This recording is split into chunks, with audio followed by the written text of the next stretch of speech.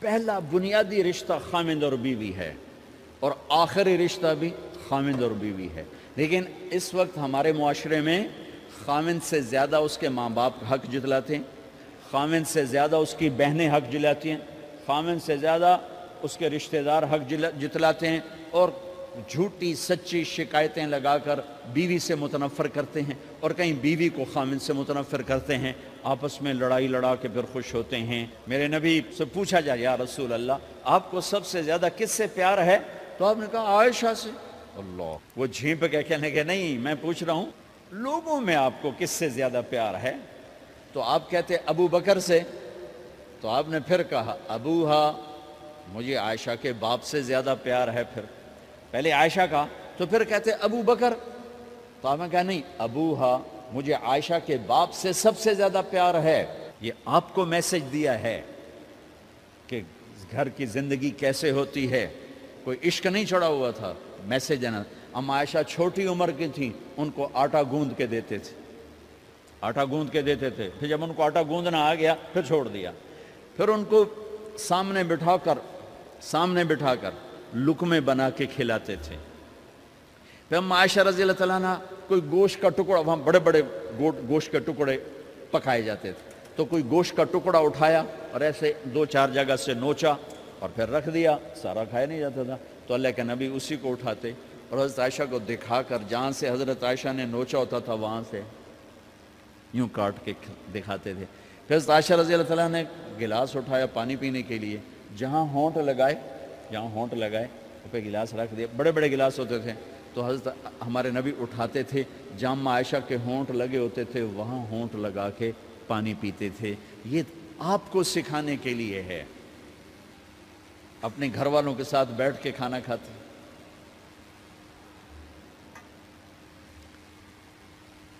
یہ میرے نبی کی معاشرت ہے، یہ میرے نبی کی زندگی۔ گھر میں جھاڑو دیتے، اپنے کپڑے خود دھوتے،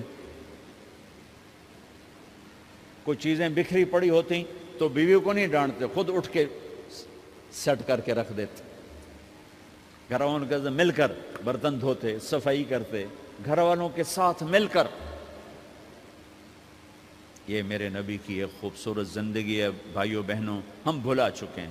بیوی کے لیے خاوند کو سب سے بڑا حقدار۔ بعض لڑکیاں ایسی نادانی کرتی ہیں کہ شادی کے بعد بھی اپنے ماں باپ کی آنکھ کو دیکھ کے چلتی ہیں۔ شادی کے بعد سب سے بڑا حق خاوند کا ہے، شادی کے بعد سب سے بڑا حق خاوند کا ہے۔ ماں باپ پیچھے چلے جاتے ہیں، بہن بھائی پیچھے چلے جاتے ہیں، لیکن یہ نادانیاں بھی دیکھنے کو ملتی ہیں کہ شادی کے بعد بھی ماں باپ اپنی بچی کو اپنے قابو میں رکھنے کی ترتیبیں سوچتے ہیں تو وہ بھی اپنی بچی کا گھر برباد کر دیتے ہیں۔ میرے نبی سے پوچھا گیا یا رسول اللہ عورت پر سب سے زیادہ کس کا حق ہے؟ تو آپ نے فرمایا اس کے خاوند۔ ایک خاتون ہے، یا رسول اللہ میری شادی ہو رہی ہے تو میرے اوپر میرے خاوند کا کیا حق ہے؟ تو آپ نے ارشاد فرمایا تیرے خاوند کے جسم پر زخم ہوں، زخموں میں پیپ پڑ جائے اور تو اپنی زبان سے چاٹ کے زخم صاف کرے تو تو نے اپنے خاوند کا حق ادا نہیں کیا۔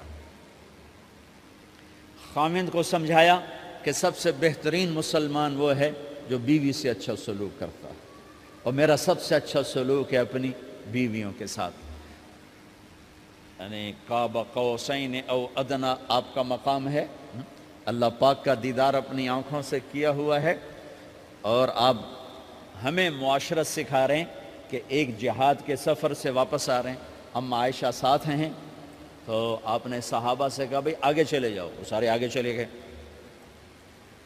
جب سارے نظروں سے غائب ہو گئے تو آپ نے کہا عائشہ دوڑ لگاؤ گی میرے ساتھ؟ عائشہ نے نہیں کہا، میرے نبی نے کہا دوڑ لگاؤ گی؟ آج کل کا کوئی علامہ بھی یہ نہیں کرے گا، عائشہ دوڑ لگاؤ گی میرے ساتھ؟ کہا جی لگاؤں گی، تو دوڑ لگائی، تو عائشہ فرماتی ہے میں آگے نکل گئی، اللہ کے نبی پیچھے رہ گئے، چاہے آپ جان بوجھ کے آہستہ ہوئے ہوں ان کی دل جوئی کے لیے۔ کچھ سال گزر گئے، پھر جہاد کے سفر سے واپسی ہو رہی ہے، تو آپ نے صحابہ سے کہا بھائی آگے چلے جاؤ، تو سارے آگے چلے گئے، غائب ہو گئے۔